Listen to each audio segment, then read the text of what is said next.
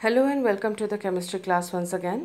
आज हम पढ़ते हैं oxidation of alcohols by chromic acid and PCC oxidations.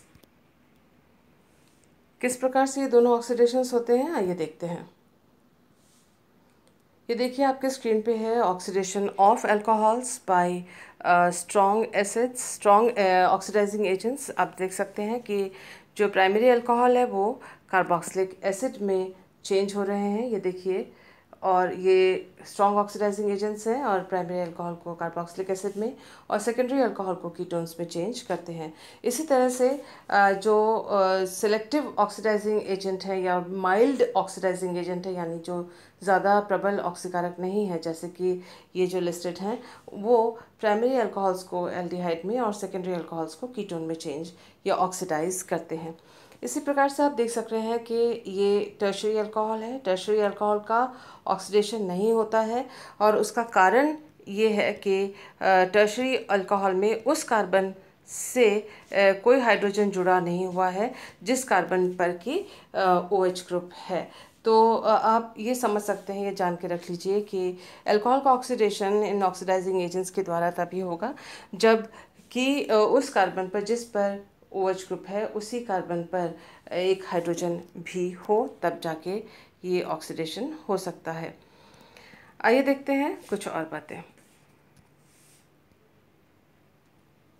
Chromic acid oxidation या जोन्स ऑक्सीडेशन जिसे कहते हैं, उसके द्वारा जो है प्राइमरी अल्कोहल कार्बोक्सिलिक एसिड में और सेकेंडरी अल्कोहल कीटोन में, और जो एल्डिहाइड है जो कि प्राइमरी अल्कोहल के ऑक्सीडेशन से एल्डिहाइड पहले प्राप्त होता है, उस एल्डिहाइड से फिर जो है वो क्रोमिक एसिड में परिवर्तित होता है। यानी क्रोमिक एसिड पहले प्राइमरी अल्कोहल को एल्डिहाइड में और फिर उसको कार्बोक्सिलिक एसिड में चेंज करता है। तो नेक्स्ट देखते हैं कि किस प्रकार से ऑक्सीडेशंस हो रहे हैं। देखिए, क्रोमिक एसिड जो बनता है वो इन सिटू बनता है। इन सिटू का अर्थ है कि अभिक्रिया के दौरान ही उसे बनाया जाता है। ये रहा क्रोमिक एसिड, और क्रोमिक एसिड को इन तरह के से इन प्रकार से बनाया जा सकता है। इन सिटू यानी रिएक्शन मिक्सचर के अंदर ही ये क्रोमिक एसिड बनता है। इनएक्सपेंसिव मेथड है, यानी महंगा नहीं है।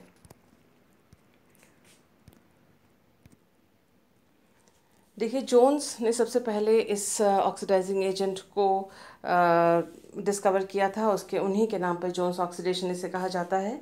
और जो इसमें क्रोमियम 6 का इस्तेमाल किया गया है। और एक बार जब इसकी डिस्कवरी हुई, इसके बाद कॉलिंस जो कॉलिंस रिएजेंट है उसका भी डिस्कवरी हुई, और इस प्रकार से क्रोमियम 6 के दूसरे कई ऑक्सीडेंट्स का डिस्कवरी या इसका इस्तेमाल अल्कोहल्स के या एल्डिहाइड्स के या कार्बोनाइल कंपाउंड्स के ऑक्सीडेशन के लिए किया जाने लगा। देखिए, हम पढ़ते हैं mechanism of oxidation by chromium 6। इसमें क्रोमिक एसिड के द्वारा पहले स्टेप में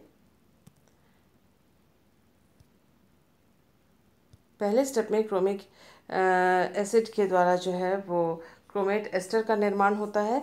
और क्रोमेट एस्टर जो है उसके अंदर अल्कोहल के जो ऑक्सीजन है और क्रोमिक एसिड का जो क्रोमियम है, उन दोनों के बीच में बॉन्ड बनता है। और वो जो बॉन्ड रिएक्शन होती है वो SN2 रिएक्शन या SN2 अटैक होता है अल्कोहल का क्रोमिक एसिड के क्रोमियम एटम के ऊपर। इस प्रकार से जैसे कि आप देख रहे हैं, ऑक्सीजन और क्रोमियम के बीच में बॉन्ड बना और ये OH यहाँ से निकल के जाता है, यहाँ से H निकल के जाता है।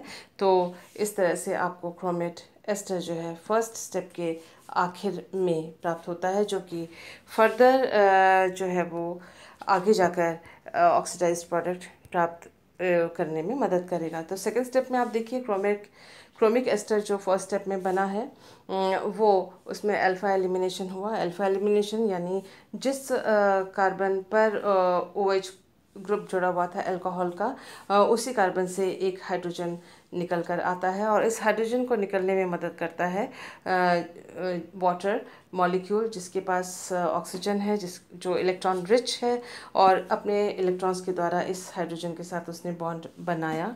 और इसको ये जो कार्बन और हाइड्रोजन का बॉन्ड है।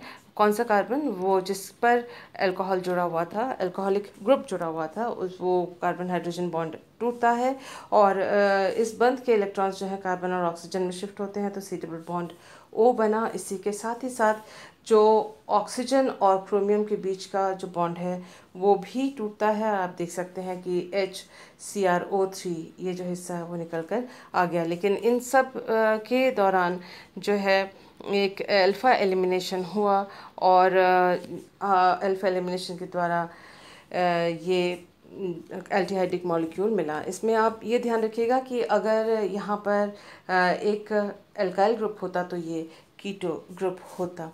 तो फर्दर इसका ऑक्सीडेशन जो है पिरिडीनियम क्लोरोक्रोमेट के द्वारा नहीं होता है, लेकिन क्रोमिक एसिड के द्वारा इसका फर्दर ऑक्सीडेशन होता है और वो जो है एल्डिहाइड जो है वो कार्बोक्सिलिक एसिड में चेंज हो जाता है।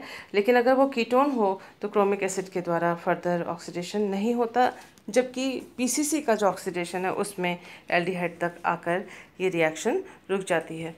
तो आइए देखते हैं कि पीसीसी या पिरिडीनियम क्लोरोक्रोमेट के द्वारा ये ऑक्सीडेशन किस प्रकार से होता है।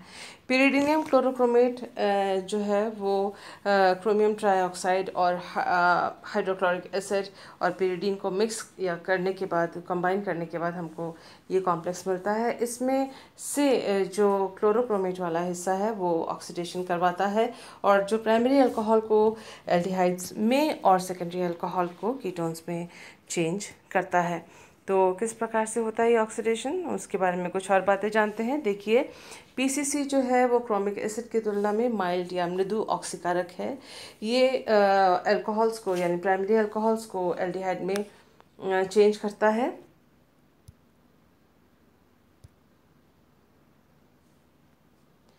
और सेकेंडरी अल्कोहल को वो कीटोन में चेंज करता है। तो इस तरह से जो ये अभी जैसे थोड़ी देर पहले मैंने आपको बताया था कि क्रोमिक एसिड की तरह पीसीसी जो है वो एल्डिहाइड्स को फर्दर कार्बोक्सिलिक एसिड में ऑक्सीडाइज नहीं करता। मैकेनिज़्म जो पीसीसी का है वो उसी तरह से एक एस्टर के, क्रोमेट एस्टर के बनने से शुरू होता है फर्स्ट स्टेप में, और उसके बाद आखिर में जो सी डबल बॉन्ड ओ बन जाता है जो कि एल्डिहाइड या कीटोन के बनने का मतलब ये कह सकते हैं कि उसकी वजह से एल्डिहाइड या कीटोन बनता है। तो देखते हैं कि किस प्रकार से ये बॉन्ड मेकिंग होते हैं। ये देखिए, पीसीसी के साथ ऑक्सीडेशन मैकेनिज्म हमने देखा। ये अल्कोहल जो है, सॉरी,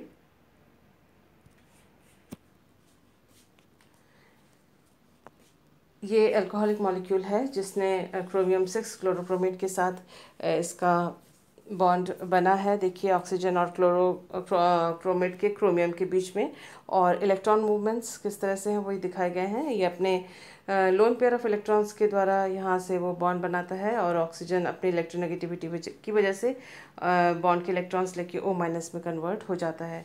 ऑक्सीजन के ऊपर प्लस चार्ज इसलिए आया है क्योंकि उसके अब 3 बॉन्ड्स बन गए हैं और इसके ऊपर एक प्रोटॉन एक्स्ट्रा है, और यही प्रोटॉन जो है OH वाला जो प्रोटॉन है वो ट्रांसफ़र होता है ऑक्सीजन के ऊपर, और जो O- है क्रोमियम आयन के साथ जो जुड़ा हुआ ऑक्सीजन O- उसके ऊपर वो बन जाता है OH। तो इस तरह से अल्कोहलिक हाइड्रोजन का ट्रांसफ़र हुआ क्रोमियम के ऑक्सीजन के ऊपर।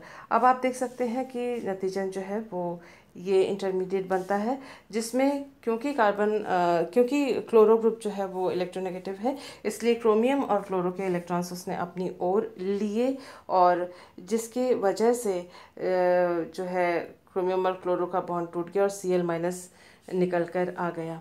और साथ ही साथ ये ऑक्सीजन के जो इलेक्ट्रॉन्स हैं वो क्रोमियम और ऑक्सीजन के बीच में शिफ्ट हुए, जिससे सी डबल बॉन्ड O एक और एक्स्ट्रा बन गया। एक तो था ही, एक और भी बना।